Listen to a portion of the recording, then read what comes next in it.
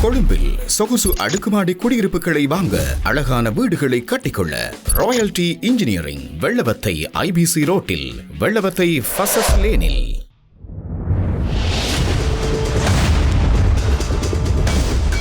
காலத்தின் அத்தியாயம். இது யுத்தம் தின்ற மண்ணின் சத்தம். இலங்கை என்கின்ற ஒரு நாடு இன்று ஊழல்களுக்கு பேர் போன ஒரு நாடாக மாறி நிற்கிறது.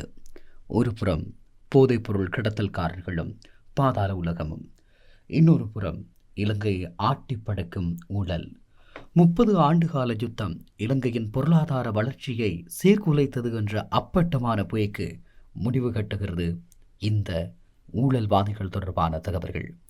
உண்மையில் இலங்கை என்கின்ற நாடு முழுமையான ஊழலில் மூழ்கி போன ஒரு நாடு என்பது இப்போதைய ஆட்சியாளர்களின் இந்த நகர்வுகளில் மிக தெளிவாக வெளிப்பட்டு நிற்கிறது. இலங்கையின் அரசு ஊடக விளம்பர வரவு செலவு திட்டத்தில் இடம்பெறும் நிதி முறைகேடுகள், அதிகார கட்டமைப்பு துஷ்பிரயோகம் மற்றும் அரசு நிறுவனங்களின் நிதியை குறிப்பிட்ட சில தனியார் நிறுவனங்கள் ஏகபோகமாக கைப்பற்றுவது குறித்து தென்னிலங்கையில் இப்போது புகைய ஆரம்பித்திருக்கிறது. குறிப்பாக நிதியளவு மற்றும் பகிர்வு என்பது மிகப்பெரிய ஒரு பிரச்சனையாக மாறியிருக்கிறது. இலங்கையின் அரசு நிறுவனங்கள், மக்கள் வங்கி, தேசிய அதிர்ஷ்ட லாப சபை, சுற்றுலா அபிவிருத்தி சபை போன்றவை ஆண்டிற்கு சுமார் 40 பில்லியன் முதல் 41 பில்லியன் ரூபாய்களை விளம்பர செலவாக செலவிடுகின்றன.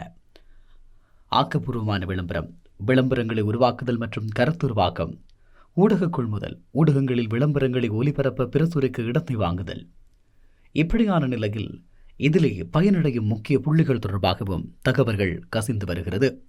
குறிப்பாக இந்த விவகாரம் தொடர்பாக இலங்கை போலீசாரை சர்வதேச அழுத்தத்திலிருந்து பாதுகாப்பதற்கான அமைப்பினுடைய தலைவராக செயல்படும் அஜித் தர்மபால அவர்கள் இப்படியான தரவுகளை வெளிக்கொண்டு வந்திருக்கிறார். மேற்கூறிப்பட்ட நிறுவனங்களின் அந்த செலவினங்கள் மூலமாக பயனடையும் முக்கிய புள்ளிகள்.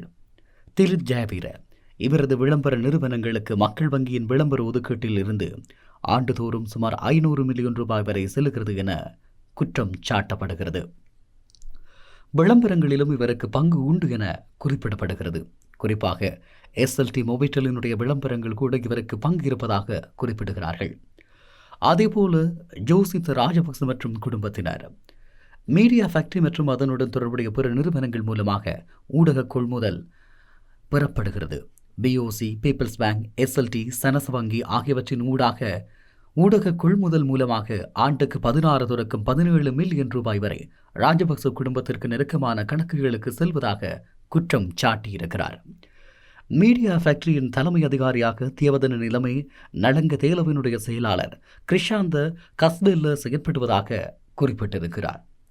மனுச நாணயக்கார இவருக்கு சொந்தமான சாரா ஐடியா என்ற விளம்பர நிறுவனம் மூலமாக அரசு அமைச்சகங்கள் மற்றும் இலங்கை வங்கியினுடைய ஆக்கப்பூர்வ விளம்பர பணிகள் கைப்பற்றப்படுவதாகவும் குற்றம் சாட்டப்படுகிறது. அதேபோல சுற்றுலா ஊக்குவிப்பு சபையினுடைய நிதி முறைகேடுகள். சுற்றுலா சபையின் விளம்பர வரவு செலவு ஆண்டுக்கு 20 தொடக்கம் 21 பில்லியன் ரூபாய் என குறிப்பிடப்படுகிறது. இதில் இலங்கை சுற்றுலா அபிவிருத்தி அதிகார சபை மற்றும் இலங்கை சுற்றுலா ஊக்குவிப்பு பணியகம் என்பன இரண்டாக பிரிக்கப்படுகிறது. இதில் இரண்டாவதாக இருக்கும் இலங்கை சுற்றுலா ஊக்குவிப்பு பணியகம் மட்டும் 17 பில்லியன் ரூபாய் நிதி இருப்பதாகவும் குறிப்பிடப்படுகிறது. விளம்பர அறிமுக நிகழ்வு ஒன்றிற்காக ஒரே நாளில் 600 மில்லியன் ரூபாய் வரை செலவிடப்பட்டதாக குற்றம் சாட்டப்படுகிறது. இதன் தலைவரான புத்திக ஹேவாவசம் மற்றும் பணிப்பாளர் நாயகம் சம்பத் ஆகியோருக்கு இடையே ஏற்பட்ட நிதி பயன்பாடு குறித்த முரண்பாட்டையும் அங்கு சுட்டிக்காட்டி பேசிக் கொண்டிருக்கிறார்கள்.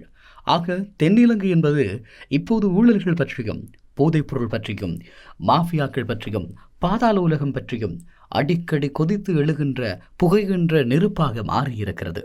அதே நேரம் ஜனாதிபதி தேர்தலின் மூலமாக புதிய அரசு ஆட்சிக்கு வந்தாலும் நாட்டினுடைய நிதி புழக்கத்தை கட்டுப்படுத்தும் நிழல் அதிகார மையம் இன்னும் பழைய அரசியல்வாதிகள் மற்றும் அவர்தம் சகாக்களின் கரங்களிலேயே உள்ளது என்பதனை இந்த விடயங்களினூடாக மிக தெளிவாக புரிந்து கொள்ள முடியும்.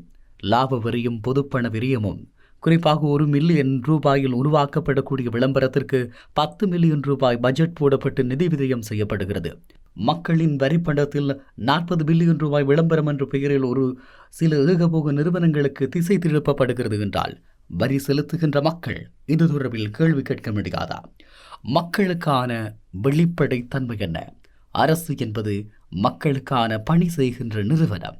ஆகவே அரசு நிறுவனங்கள் மக்களுக்கு பொறுப்புடையவர்களே தவிர மக்களை அதிகார கதிரையை வைத்து கட்டுப்படுத்துபவர்கள் கிடையாது என்பது இலங்கை போன்ற நாடுகளுக்கு குறிப்பிடப்பட வேண்டியது. அதே நேரம் செயற்கை நுண்ணறிவு மற்றும் புதிய ஆக்கப்பூர்வ திறன்களை கொண்ட இலங்கையின் வளர்ந்து வரும் இளைஞர்கள் மற்றும் முகவர் அமைப்புகளுக்கு அரச டெண்டர்கள் வெளிப்படையாக திறக்கப்படுவதில்லை எனவும் பழைய நிறுவனங்களின் ஏகபோகும் புதிய திறமையாளர்களை உள்ளே வர விடாமல் தடுக்கிறது எனவும் குறிப்பிடப்படுகிறது. ஜனாதிபதியின் நேரடி தலையீடு இதில் அவசியம். ஜனாதிபதி உடனடியாக இதில் தலையிட்டு அரச நிதியை சூறையாடும் திட்டங்களை உடனடியாக நிறுத்த வேண்டும். இராணுவ புலனாய்வுத்துறை அல்லது அரசு புலனாய்வுத்துறை அமைப்புகள் மூலமாக இந்த நிதி எங்கு செல்லுகிறது என்பதனை விரிவாக ஆராய வேண்டும். அரச நிறுவனங்களின் விளம்பரங்களை வெளிப்படையான டெண்டர்கள் மூலமாக திறந்த போட்டியின் அடிப்படையில் புதிய இளைஞர்கள் மற்றும் புதிய ஏகபோகமற்ற நிறுவனங்களுக்கு வழங்க நடவடிக்கை எடுக்க வேண்டும். உண்மையில் அரசியல் பேச்சாக இல்லாமல் அரசு ஊடக விளம்பரத் துறையில் உள்ள கட்டமைப்பு ரீதியான ஊழல் பற்றிய முக்கியமான பெயர்கள், புள்ளி விவரங்கள் மற்றும் நிறுவன பெயர்கள் வெளிக்கொண்டு வரப்பட்டிருக்கும் இந்த நிலையில் புதிய அரசு இது தொடர்பில் என்ன நடவடிக்கை எடுக்கும்? இலங்கையின் அரசு துறை விளம்பர பட்ஜெட்டில் இடம்பெறும் ஊழல்கள் பிரதானமான 3 வழிகளில் நிகழ்ந்து வருகிறது. தனித்துவமான ஏகபோக பிடிப்பு. அரசு வங்கிகளான இலங்கை வங்கி, மக்கள் வங்கி, இலங்கை தொலைத்தொடர்பு நிறுவனம் மற்றும் தேசிய அதிர்ஷ்ட லாப சபை போன்ற பெரு நிறுவனங்களின் விளம்பர ஒப்பந்தங்கள் திறந்த போட்டி டெண்டர்கள் மூலமாக இன்றி அரசியல் தொடர்புகள் கொண்ட தனியார் நிறுவனங்களுக்கு முன்னரே நிர்ணயிக்கப்பட்ட விலையில் வழங்கப்பட்டு வருகின்றது. செயற்கையான பட்ஜெட் வீக்கம். 1 மில்லியன் ரூபாய் செலவில் முடிக்கக்கூடிய ஒரு ஆக்கப்பூர்வமான விளம்பரத்திற்கு கருத்துருவாக்கம் மற்றும் இடங்களில் செலவு என கூறி 10 மில்லியன் ரூபாய் வரை போலி பட்ஜெட் கணக்குகள் தயாரிக்கப்பட்டு அரச பணம் கையாளப்படுகிறது. நிழல் நிர்வாகி முறைமை. அரசியல்வாதிகள் அல்லது உயர் அதிகாரிகள் நேரடியாக தங்கள் பெயரில் நிறுவனங்களை நடத்தாமல் அவர்களுக்கு நெருக்கமான நபர்கள் அல்லது செயலாளர்கள் மூலமாக அதிகாரிகளாக நியமித்து விளம்பர முகவர் அமைப்புகளை பின்னணியில் இருந்து இயக்கி வருகிறார்கள். குறிப்பாக இந்த அரசு நிறுவனங்களையும் தோராயமான ஆண்டு விளம்பர நிதியையும் நிதி இழப்பு மற்றும் பாதிப்பின் தன்மையையும் பார்க்கிற போது அரசு நிறுவனங்கள் மொத்தமாக 40 தொடக்கம் 41 பில்லியன் ரூபாயினை செலவிடுகிறது. விளம்பர ஒப்பந்தங்களின் மூலமாக பெருமளவிலான தொகை அரசியல் செல்வாக்குள்ள ஒரு சில நிறுவனங்களுக்கு மட்டும் சென்றடைந்து வருகிறது. மக்கள் வங்கி, இலங்கை வங்கி ஆண்டுக்கு 500 தொடக்கம் 800 மில்லியன் ஒரு வங்கிக்கு மாத்திரம்.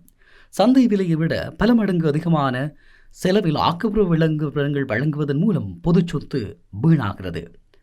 அதேபோல SLT மொபிட்டல் 1.3 தொடக்கம் 1.4 பில்லியன். தொலைத்தொடர்பு துறையின் சந்தை போட்டி தன்மை பாதிக்கப்பட்டு அரசு நிறுவனத்தின் லாப வரம்பு குறைந்து வருகிறது. அதேபோல சுற்றுலா ஊக்குவிப்பு பணியகம் 17 தொடக்கம் 21 பில்லியன். விளம்பர தொடக்க விழாக்கள் போன்ற குறுகிய கால நிகழ்வுக்கே ஒரே நாளில் நூற்றுக்கணக்கான மில்லியன் ரூபாய் செலவிடப்பட்டு முறைகேடுகள் இடம்பெற்று வருகின்றன. சிறு நிறுவனங்கள் மற்றும் இளைஞர்களுக்கான வாய்ப்பு அடைக்கப்படுகிறது. இந்த விடயம் மிக தெளிவாகிறது. ஆகவே அரசு ஊடகங்களின் கடன் சுமை. அரசியல்வாதிகளின் பிரச்சாரங்களுக்கு அரசு ஊடகங்கள் ITN ரூபாவாகின இலவசமாகவே அல்லது நிலுவைத் தொகையை செலுத்தாமலோ விளம்பரங்களை ஒளிபரப்புவதால் அவை தொடர்ந்து நிதியில் இழப்பை சந்தித்து வருவதாகவும் சொல்லப்பட்டு வருகிறது. ஆகவே மக்களுடைய வரிப்பணம் இங்கு எப்படியெல்லாம் சூறையாடப்படுகிறது? பதில் சொல்ல வேண்டியது அரசியல்வாதிகளின் கடமை. கொழும்பில் சொகுசு அடுக்குமாடி குடியிருப்புகளை வாங்க, அழகான வீடுகளை கட்டிக்கொள்ள ராயல்டி இன்ஜினியரிங் வெள்ளவத்தை IBC ரோட்டில், வெள்ளவத்தை ஃபசஸ் லேனில்.